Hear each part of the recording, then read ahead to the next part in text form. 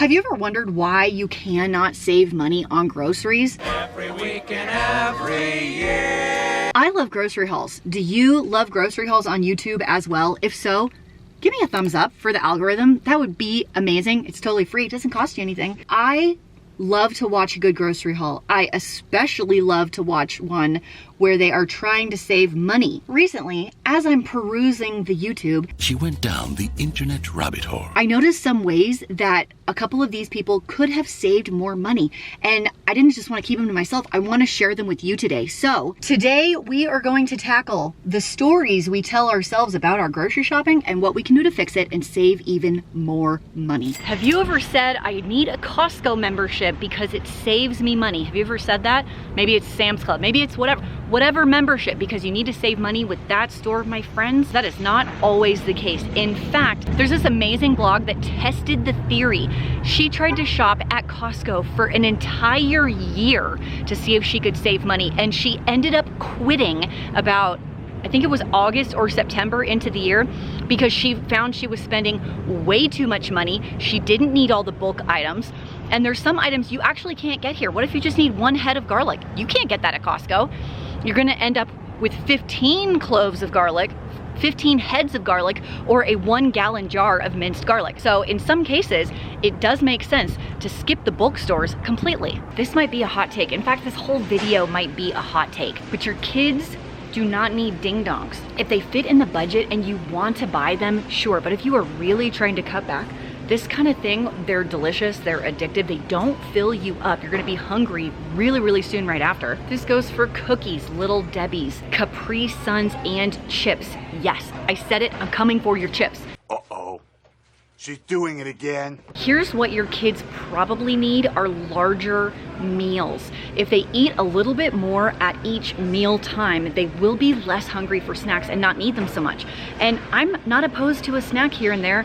I love to eat myself, but my snacks are usually a Greek yogurt. They're a fruit, a string cheese, something that's gonna stick with you a little bit more than a donut. Although, I mean, they're delicious. I'm not telling you that they are not delicious. But when I watch my friends spend $80 to $100 a month on chips and donuts for their kids, I think you could cut that back drastically and offer a healthier option, or just feed them more at each meal.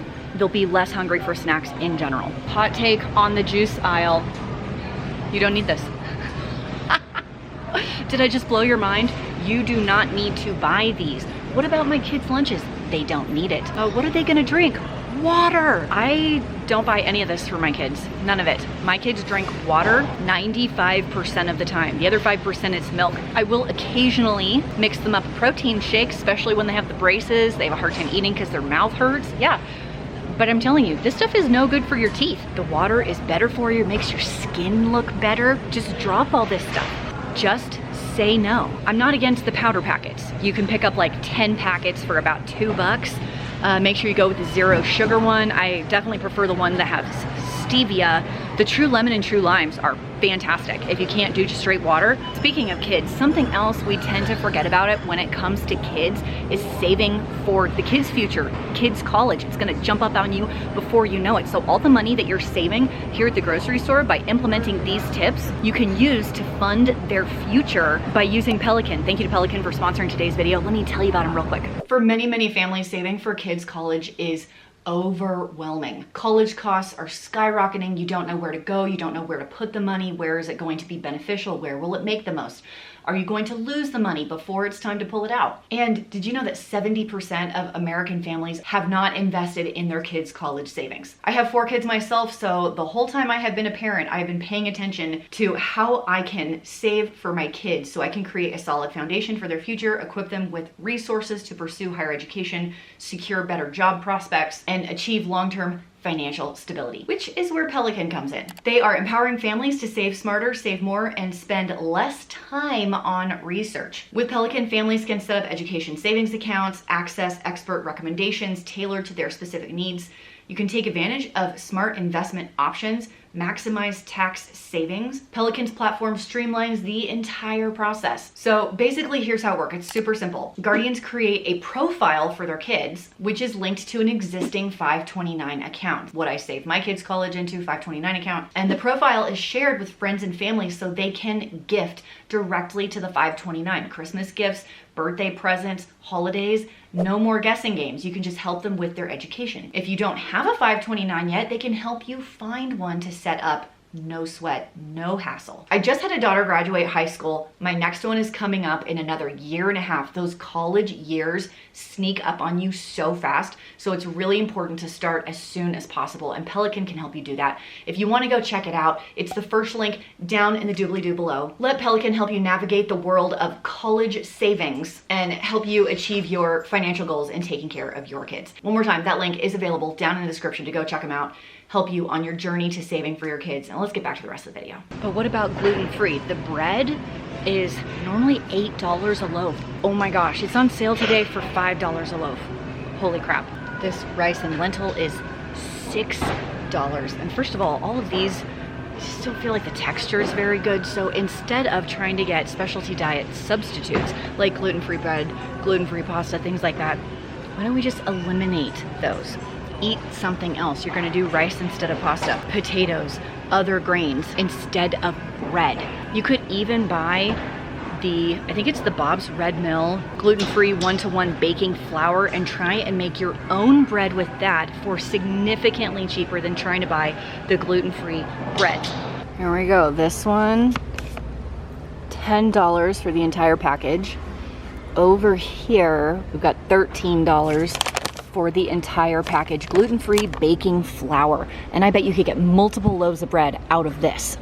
Okay, when it comes to eating specialty food items, there's 4 things you can do. Number 1 is what I said in the store. You can just eliminate it and try not to buy the specialty bread and buy the specialty pasta and buy the specialty donuts. Option number 2 is find a bread outlet. You are going to find fantastic deals on like keto bread, gluten-free bread. All you have to do to find them is Google search like bread outlet near me, salvage bread grocery near me, something like that. Option number 3 is to make it yourself with ingredients. This will always be the cheaper option than buying the prepackaged. And number 4 is to go to a discount store and see if you can find it there. Sorry about the music.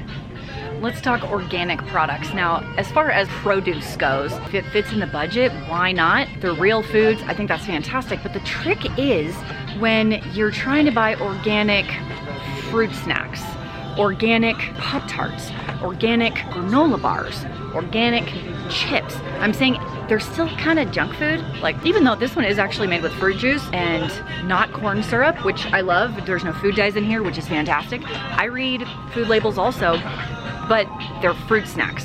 So the organic probably matters a whole lot less than on your produce, your fruits and vegetables. And I think that's the case on a lot of prepackaged food like this.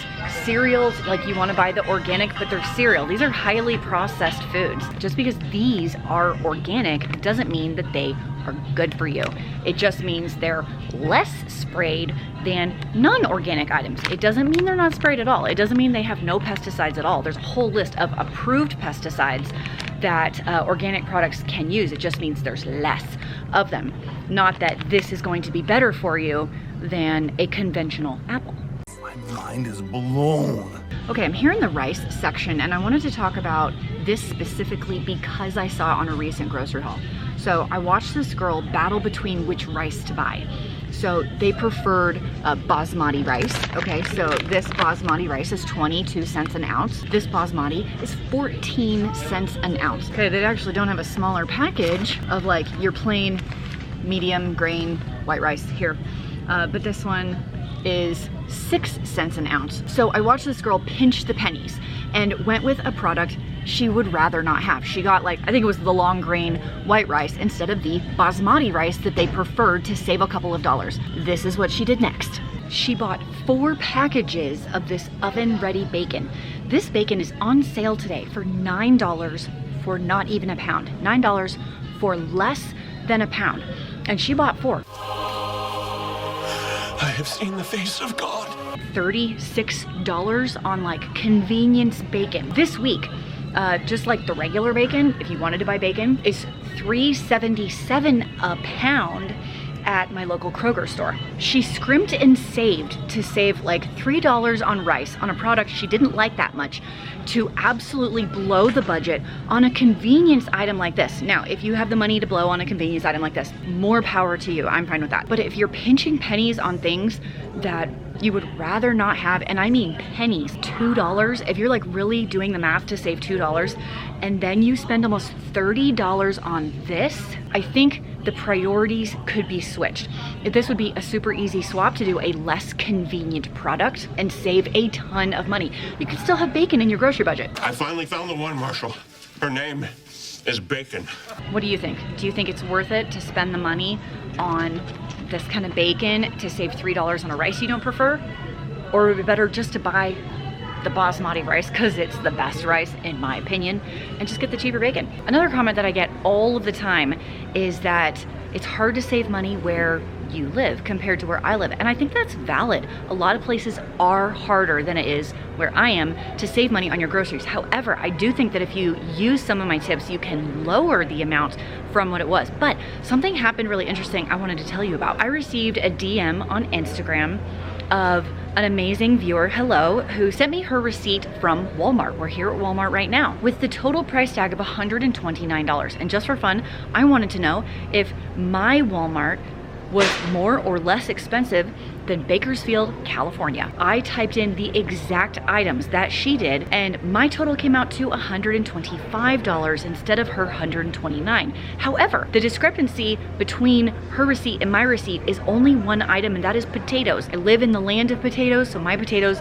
are definitely cheaper than hers. Across the board on everything else, they were pretty much the same. What's great about big box stores like a Costco or a Sam's Club or a Winco or nationwide huge brands like a Walmart is their prices are fairly consistent across the board, across the country. I will give some leeway for places like Alaska and Hawaii. Those are much, much more expensive. So if you are gonna shop at a place like Walmart, it's going to be very, very close from state to state to state. What I do know for sure is that cooking from scratch will always be cheaper than eating out or getting takeout. So if you want to save money on your food budget overall, you can come to stores like this and spend a little bit more on your grocery bill and cut down on the eating out, and that will definitely save you money. The tip that was hardest for me to wrap my brain around is that buying in bulk is not always cheaper, and the big bulk stores like a Sam's Club and a Costco won't always save you money, because I was brought up to think that they would save you money. So that was a lesson I learned in my childhood that I had to unlearn once I discovered the truth. You must unlearn